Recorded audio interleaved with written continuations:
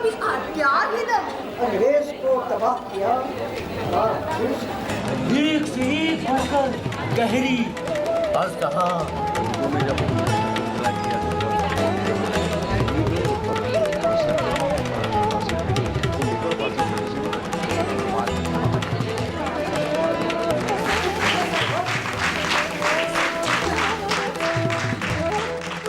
नाज़रीन, आज़ादी के बाद के हिंदुस्तानी थिएटर के बुनियाद गुजारों में से एक नाम है हबीब तनवीर। हबीब तनवीर का नाम आते ही नया थिएटर का नाम फ़ौरन जहन में आता है। गोया दोनों लाजिम व मलजूम हैं। हबीब अहमद ख़ान 1 सितंबर 1923 को रायपुर मध्य प्रदेश में हाफिज़ मोहम्मद हयात के घर पैदा हुए। आर्ट, कल्चर और मौसीकी से उनको दिली लगाव था। वो बचपन में ही चोरी छिपे नाटक देखने जाया करते थे। अदाकारी की बुनियादी तालीम उन्हें म्यूनिसिपल हाई स्कूल के उन असातिज़ा से मिली जिन्होंने खुद अदाकारी की कोई तालीम नहीं ली थी। हबीब अहमद ख़ान की उम्र उस वक्त बमुश्किल 11 या 12 साल की थी जब शेक्सपियर के ड्रामे में किंग जॉन में अदाकारी करने के लिए स्टेज पर आए। उस छोटे से किरदार में हबीब तनवीर ने वो तासुर पैदा किया कि उन्हें स्कूल का ठाकुर प्यारेलाल अवार्ड भी मिला। इसके अलावा उन्होंने एक बड़े ड्रामे में भी हिस्सा लिया। वो ड्रामा भी स्कूल के किसी जलसे के लिए तैयार किया गया था। रायपुर की ज़मीन ने हबीब तनवीर को जो कुछ दिया उसे कलेजे से चिपका कर वो नागपुर गए। 1944 में उन्होंने बीए की डिग्री हासिल की और 1945 में बम्बई का रुख किया।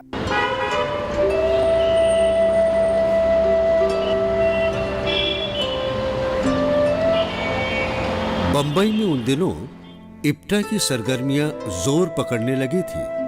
हबीब तनवीर भी इप्टा से जुड़े तो उसी के होके रह गए। इप्टा के लिए ड्रामे लिखे, गीत लिखे, तराजिम किए, अदाकारी की और कई ड्रामों के हिदायतकार भी रहे।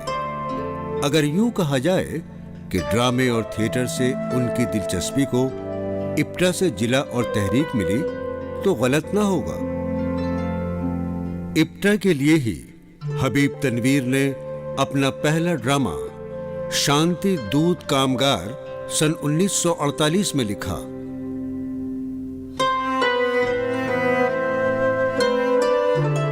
इस आधे घंटे के नुक्कड़ नाटक को पहले उन्होंने बंबई के सनती इलाके परेल में एक टेक्सटाइल फैक्ट्री के सामने पेश किया।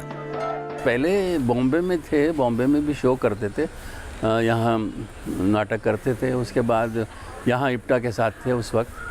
तो उसके बाद वो लंदन चले गए। वहाँ उनको एक स्कॉलरशिप मिला था तो वहाँ जाके ट्रेनिंग ली।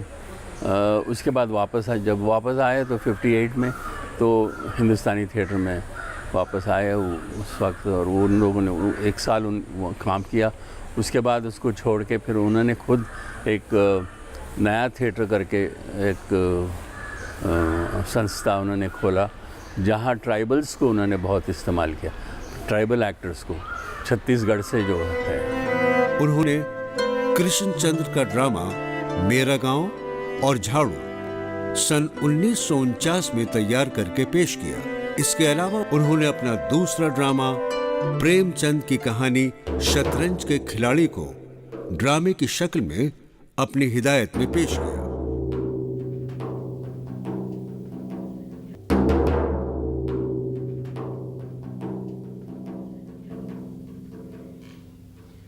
अच्छा ये बताओ, यहाँ अभी कौन गा रहा था? किसकी आवाज थी वो?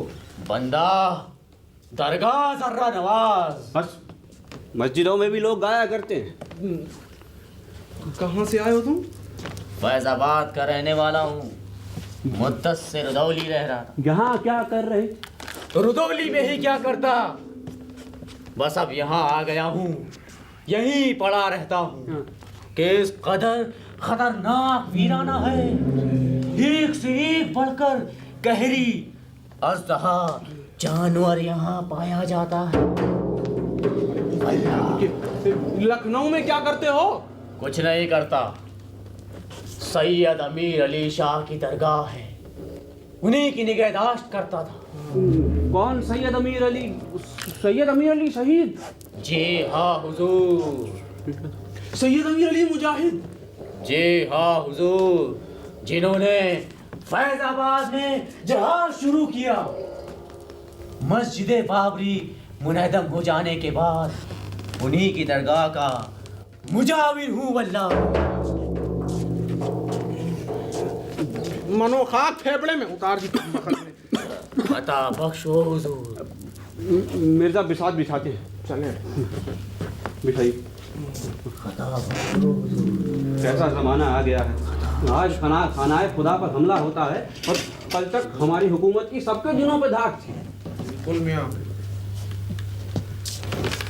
आए अब हिसाब जमाते हैं। मैं तो कहता हूँ कि ये फिरंगी ठीक कहता है कि जो फसादात के जड़ हैं ये अंग्रेजों ने ही लगाए हैं। मुगल सल्तनत से लेकर आज तक की तारीख में कहीं पर भी हिंदू मुसलमान फसाद ना हुए, और अंग्रेजी हुकूमत के 1 साल के अंदर जहां देखो वहां सर फटोल। हो ना हो, ये मरदूद सही कहता है। तो आपके कॉल के मुताबिक जिहाद किनके खिलाफ होना चाहिए, हिंदुओं के खिलाफ कि फिरंगियों के खिलाफ? अब ये मसला पेचीदा है, किसी मुस्तनद मौलवी से फतवा लेना पड़ेगा। हुजूर वाला, अब आपके मुताबिक सैयद अमीर अली शहीद मुस्तनद मौलवी ना थे? मैं ये कब कहता हूँ, पर उन्हें भी क्या मालूम था कि फिरंगी फितने की जड़ होंगे। गोया फिरंगियों की लगाई हुई आग थी, मस्जिद तक खुदवा के रख दी। बढ़ गई खुदने से शान लखनऊ, ला मकान है इन दिनों हर मकान लखनऊ। चले बस इन फिरंगियों को मस्जिद मिस्मार कराने के सिवा दुनिया में और दूसरा कोई काम ही नहीं था। न जाने ऐसा क्या क्यों हो गया हुजूर। वो फितने की जड़ फिरंगी ही थे। किसी बदमाश की उड़ाई हुई रिवायत है। आपकी बात कैसे गलत हो सकती है? भंग पीते हो? चेहरे मुबारक से तो यही मालूम होता है कि अच्छे खासे चांडूबाज हैं। बता दो, अफीम खाते हो? कभी कभी नशा कर लेता हूँ। शाबाश। मैं समझता हूँ कि नशा एक ऐसी अय्याशी है जो सिर्फ रईस कर सकते हैं। अल्लाह हुजूर। भाई आजकल लखनऊ में कौन इस अय्याशी से महरूम है? बिल्कुल। गोया इल्म होता तो मैं यहाँ होता। प्यारे प्यारे इतनी अर्ज मोरी मान, प्यारे ये ड्रामा हबीब तनवीर को काफी अरसे तक अजीज रहा और बारहा इसको असर नौ स्टेज करते रहे और हर शो में उन्होंने अदाकारी भी की, जिसका चर्चा चार जानिब रहा और लोगों ने दादो तहसीन से नवाजा। हबीब साहब का ये स्पिरिट था जिसे मैं बेहद एडमायर करता हूँ। मैंने खुद अपनी आंखों से देखा है। जब मैं फर्स्ट ईयर स्टूडेंट था NSD में, तो एक आगरा बाजार नाम का, क्योंकि एक नाटक अलीगढ़ में हुआ था, तो मैं देखने चला गया। मुझे मालूम भी नहीं था हबीब तनवीर साहब हैं कौन। और मैंने देखा 6-7 लोग बैठे हुए थे IFAX थिएटर में, जो अब बंद हो गया है, all India fine arts and craft society. 6-7 लोग थे और हबीब साहब आए। भाई वो पीछे बैठे हो, ज़रा सामने आ जाओ, यहाँ बैठ जाओ, हम सबसे कहने लगे, क्योंकि हमने सबसे सस्ते सीट खरीदे थे। और वो बैठ के मैंने देखा और मैं दंग रह गया कि यार इतना अच्छा नाटक और कोई देखने नहीं आ रहा। हबीब साहब करते रहे, तो उन्हें फल कुछ नहीं मिला मरते दम तक।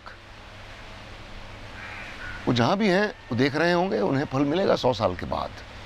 हबीब साहब की कोशिशें रंग लाएंगी 100 साल के बाद। 1954 में हबीब अहमद खां बम्बई को खैरबाद कहकर दिल्ली चले आए और अपने दोस्त अतहर परवेज़ की ईमा पर नज़ीर अकबराबादी के हवाले से 15-20 मिनट का एक ड्रामा आगरा बाजार लिखा, जो नज़ीर अकबराबादी की शख्सियत और शायरी के अलावा पूरे माशरे को पेश करता था। ये ड्रामा जामे मिलिया इस्लामिया में पेश किया गया, जिसे बाद में हबीब तनवीर ने असरे नौ 2 घंटे के फुल लेंथ प्ले में तब्दील कर दिया।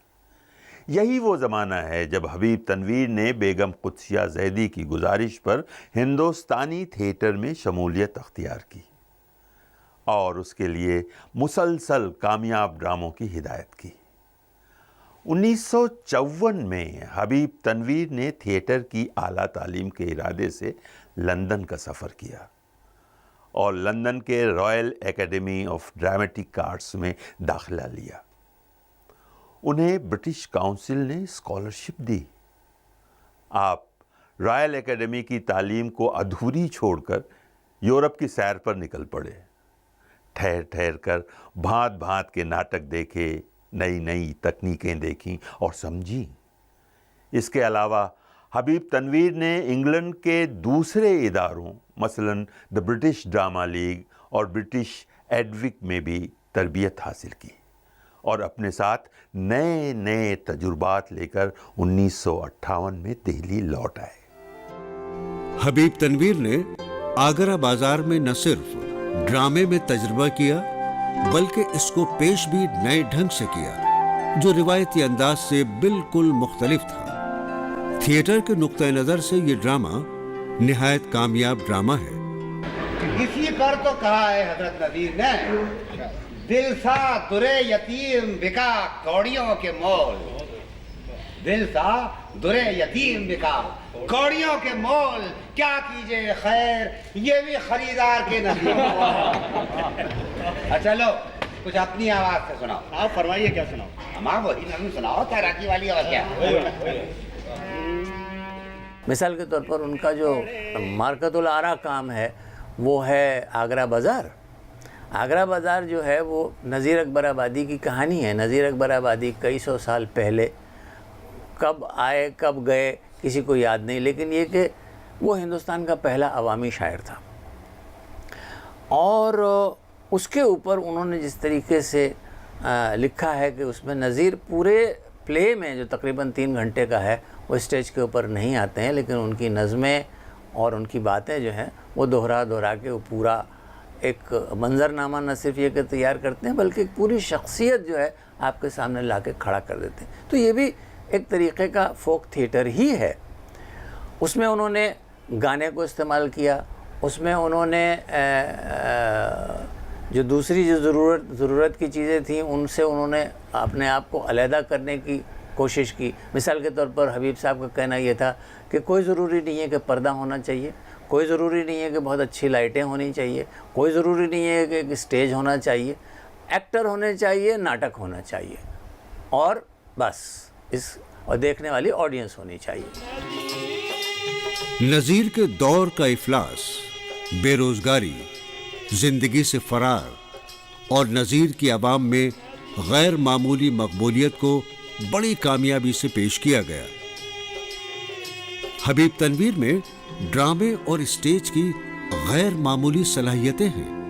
उन्होंने संस्कृत के क्लासिकी ड्रामों, लोक नाटकों और यूरोप के जदीद ड्रामे का गहराई से मुताला किया है। ड्रामा आगरा बाजार नज़ीर की नज़्म शहर आशोब से शुरू होता है और इख्तिताम आदमी नामा है।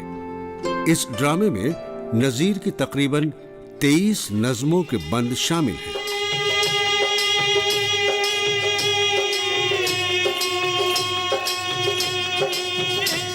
अच्छा भी आदमी कहता है नदी और सब में जो बुरा है सो है वो भी आदमी, और मुखलिसों गदा है सो है वो भी आदमी, और मुखलिसों गदा है सो है वो भी आदमी, वो भी आदमी, वो भी आदमी।